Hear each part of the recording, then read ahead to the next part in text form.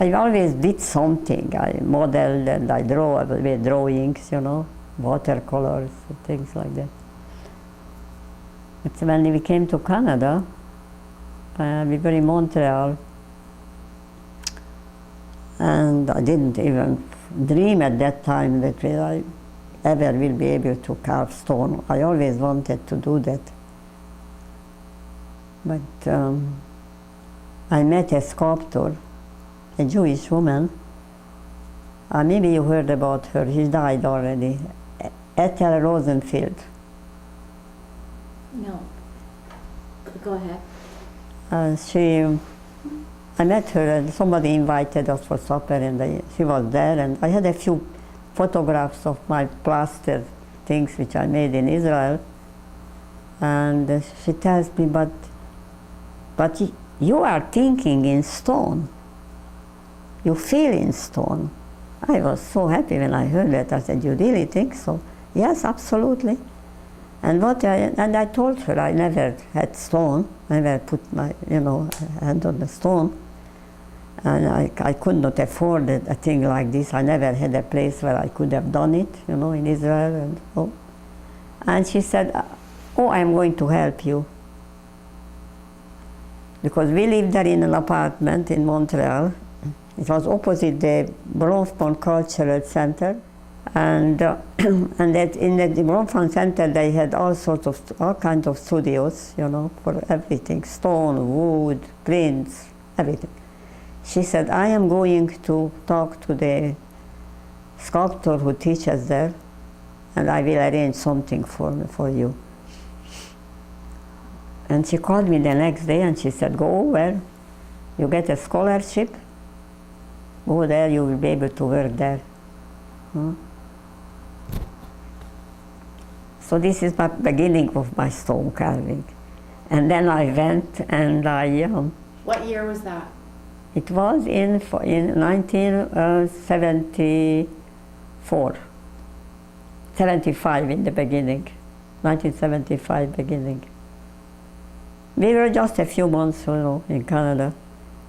And so I went and I, spoke to the man and he saw the pictures. He said, okay. There were, a lot of women, mostly women, working there, at tables with stones. Women who are, most of them were doing it as a hobby, So, and he gave me a small piece of soapstone which somebody already ruined. Nobody wanted to. So he put me at a table, gave me that stone, and gave me 2 pieces of tools, which were already also not very good, Said, do something. And I began to do something, and I'm still crying when I think of it. Because I felt so elevated, I felt so happy. I can't even describe it, it's not normal, it's not a normal thing, And I did something, I began to work, and after an hour he came to me, and he said, you don't need me, just work. And then we came over to Hamilton, because there my husband did not get a job. It was too late for that year, school year, when he began to look around. And so we came to Hamilton and I began to work, and we immediately had wonderful friends who already waited for us actually. You know who was John Hirsch? John Hirsch was a Hungarian Jewish orphan, 16-year-old, when we met him in these German camps, after the war, in the refugee camps. An extremely talented, bright young boy. And we got very good friends there, because my husband was a man of culture, And he was very bright and was interested. And he loved our baby son, because he lost his young brother in the war, his parents, they lost everybody. And they let him into Canada after the war because he was an orphan. And some Winnipeg family adopted him. And he became a very famous, world famous artistic director, theater. Didn't you hear about him? Maybe. You must have, because he was the head of Stratford for Yeah, a you know few what? years. Now that you're talking, it rings He a was bell. the head Yeah. of CBC drama for years, It's ringing a bell. and unfortunately he died young. But when he heard about it, that my husband got a job in Hamilton, he knew that we are here. He came to visit us in Montreal, and he said, "What can I help you?" Because he saw we are in a miserable situation. And when he found out that we come here, he said, "No, you are all right. I have my best friends in Hamilton. They are very wealthy people also, Who? the Ankins, Which one? Larry and Sharon." Larry is the brother of the Dr. Ankin, who Right. was, you Okay. know, Yeah. and they were the main owners, I think, the Cambridge clothes. Right, right. Yeah, okay. So he said, "I already spoke to Sharon, and you will be all right." So when they came to Hamilton, just to introduce, my husband came for an audition, and we came together, and already Sharon was waiting for us, and she did not let us to go to a hotel, so she said, again, I don't want to cry because it was so, she said, "Our home is your home. John told us that you are his family. His family is our family." So they really helped us an awful lot to settle here, in Hamilton. And they made parties to introduce us to people. And Sharon actually was the one who saw the talent in me and organized a short 3-day show for me in the old Jewish Community Center in Hamilton in '76, I think. You know about it? Delaware. On Delaware? Yeah. Yeah. You didn't know about it. No, because I wasn't living in Hamilton then. I know. But I know the building. Yeah. Yeah. So she put together a committee of Jewish women, and because I had no money, I had a lot of watercolors mostly. I had only 3 small soapstone carvings and some plasters from Israel, which we sent over, and she organized a show for me, and John Hirsch opened it, and of course people came because his name already brought them, And it was a big success. I made $3,000 at that time on one evening. I didn't have much more to sell. People bought my watercolors the price was also low because I didn't even know how to price them and anything like that. But so that was the beginning. After that I began to work intensively. I worked, and then in '77 I had a piece in an open juried show of the Sculptor Society in Toronto. Nobody knew me, nobody. One piece I entered. The piece was sold before they opened the show to the Reichmanns. They bought it, A small piece, that small. I didn't even tell the curator about that work because I have enough, So that was the beginning. And then I worked, and we struggled, and I sold quite a lot at a time when we needed it. We couldn't, this is what we bought the house from. My husband worked, but always worked something, 2 years only at Beth Jacob after he had another job, but did not make that kind of money, And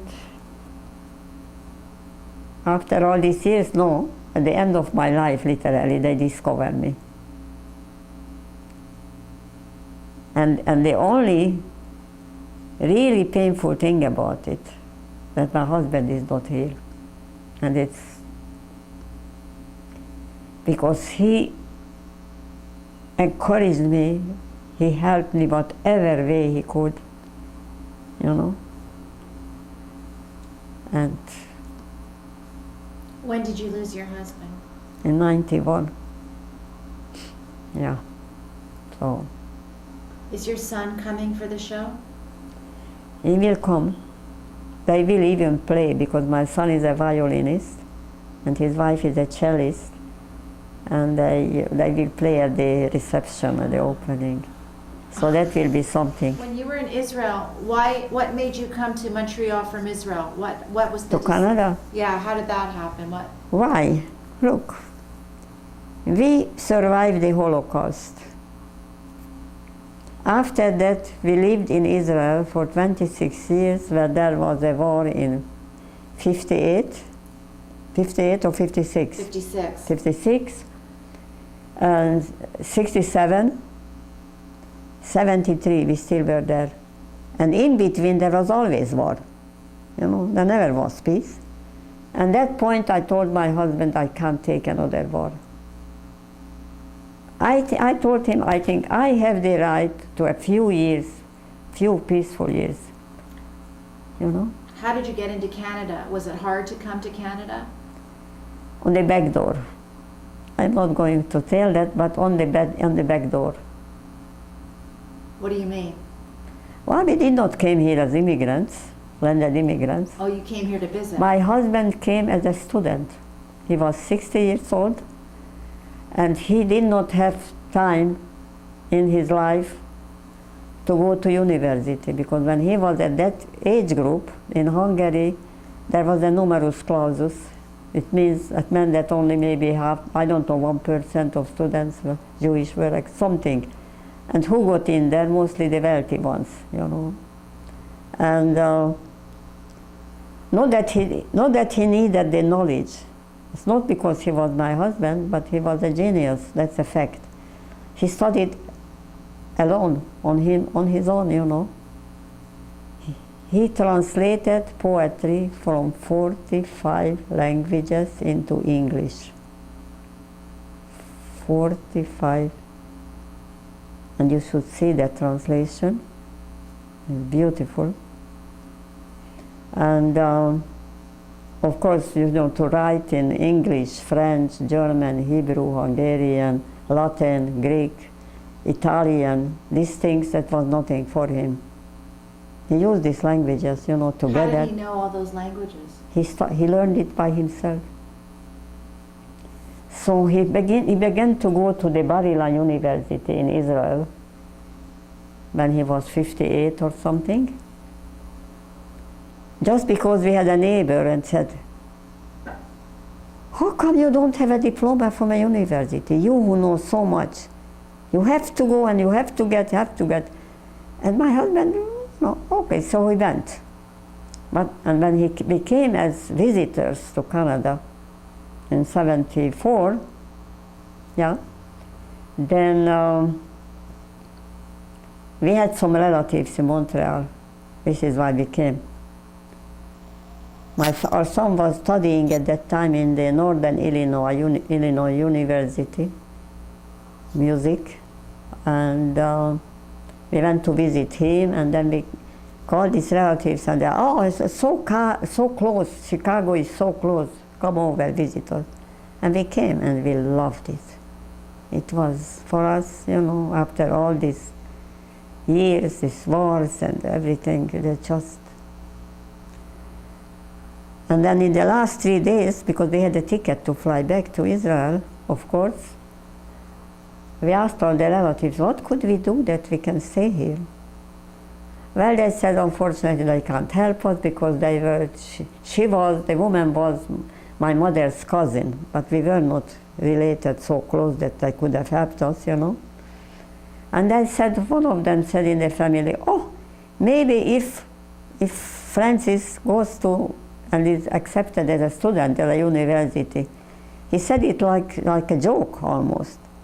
And so 3 days, and my husband went to the universities, and at Sir George, Anointis Concordia, he was accepted. He had a few writings, what he did, showed it to the dean, and they said, okay, we accept you, go back. They gave a letter to him, go to the consulate, and you will get a student visa. And this is how we came. So he studied at Sir George? They can't, Did he study at Sir George? yeah, only for a short time, because we had to come. And then he finished his BA at McMaster with honors, of course, when he was 60, I don't remember. I have the diploma at home. It was a laughing matter, really. The professors, when he died, one of the professors came to the funeral, and he said that I asked him, why do you come here? He said, to improve my English. And I just want to say add one word, 2 words, maybe 3. My husband's works, because most of his works were in manuscript. And I felt that I keep them at home in the drawers. And what if something happens to me? My son is in Florida, he is very busy, hardworking, and most of the things he cannot read, because my son is very intellectual, but he's not in languages so much, So, and I had somebody, very, they moved to Ottawa, I think.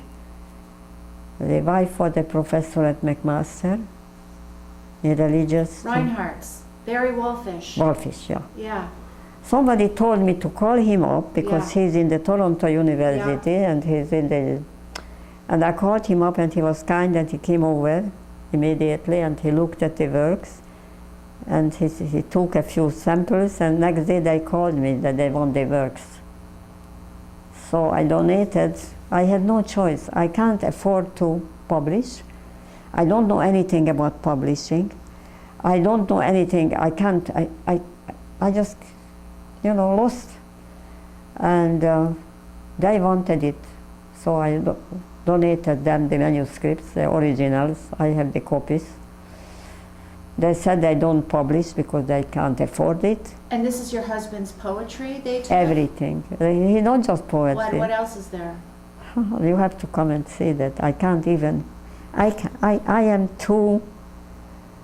Compared to his education, what he knew, and what I didn't know, I think, compared to that.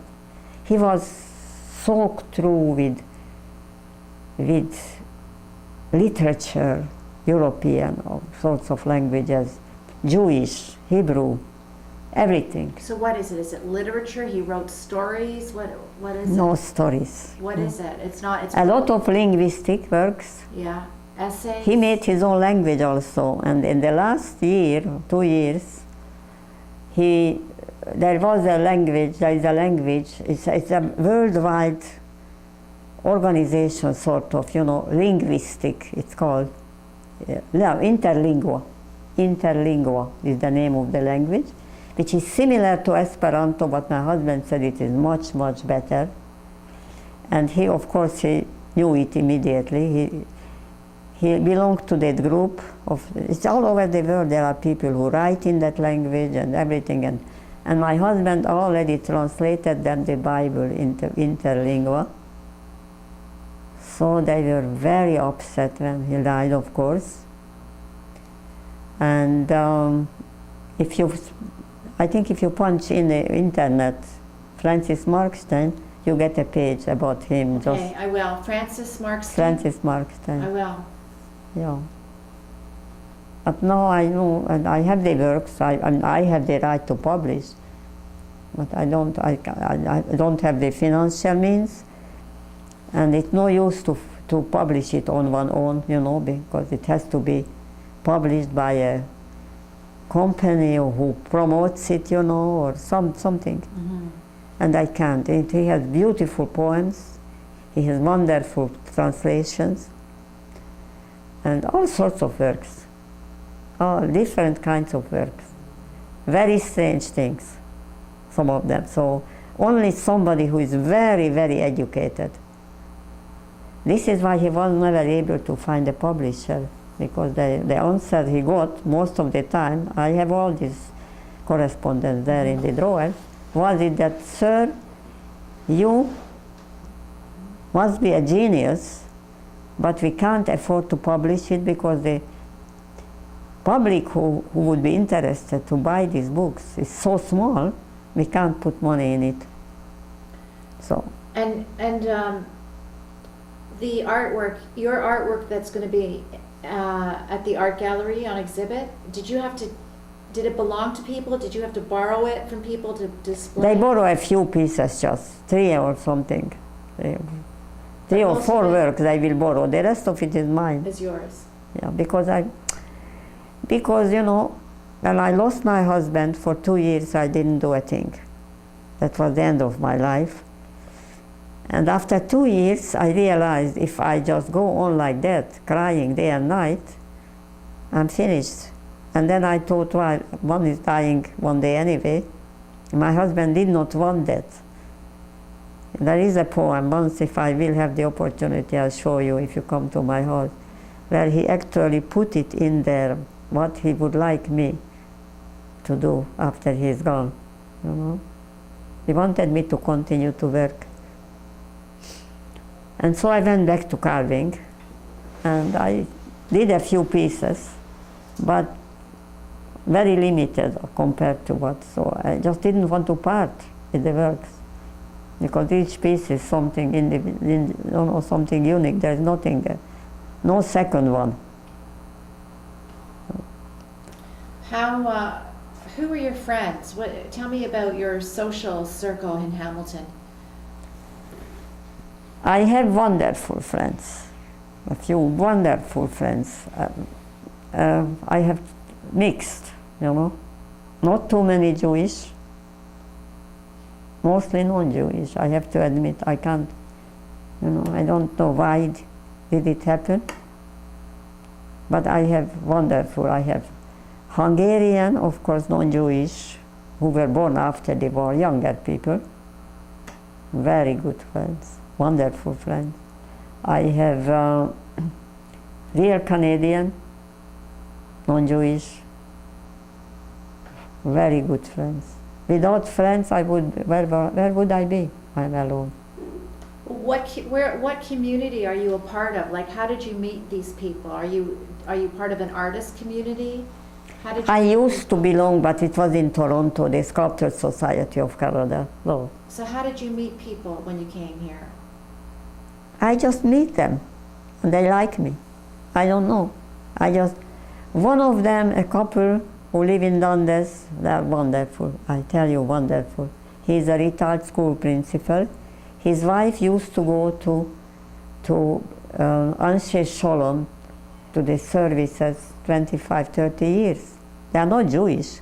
She loved it, and she volunteered there in the Judaica shop that the Jewish people should not open it on Friday evening, so she did it for them, and you know.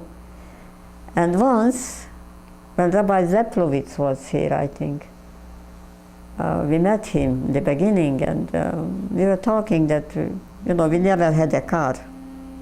None of my husband, not me, we never drove. And it's difficult for us to get there, you know, in the evenings. And he said, oh, so this woman, the wife of this friend, she offered to come and pick us up and take it. So this was the beginning of the friendship. After my husband died, and then, you know, they really were very good to me. Now I have another woman, also not Jewish, who is my closest friend now, who is a collector. So somebody sent her to me to see my art, so we became friends. I have, Helen was my best friend when it came, and then, and the Ankins, but the Ankins moved to Toronto, unfortunately, well, years ago, so I hardly see them. They came to visit me here, but they are also getting older and not in very good shape. So, and who else is? I have more. I have people from the street I live You won't believe it. Portuguese family, the whole family, they love me. They do whatever they can for me. I have, I don't know, you know? And this is my luck. Otherwise, I really wouldn't be here. And you know, it was very unfortunate that Helen moved. She used to live close by where I am, you know. Then we saw each other often. But then she moved to Dundas, and then she still came when she was driving, you know, sometimes. But she's not here, and she's not in a condition that she, you know, can. Unfortunately, so. But she was really my closest friend. And she is such a wonderful person. She is so. That's a woman who never, ever said a bad word about someone, who never complained, you know,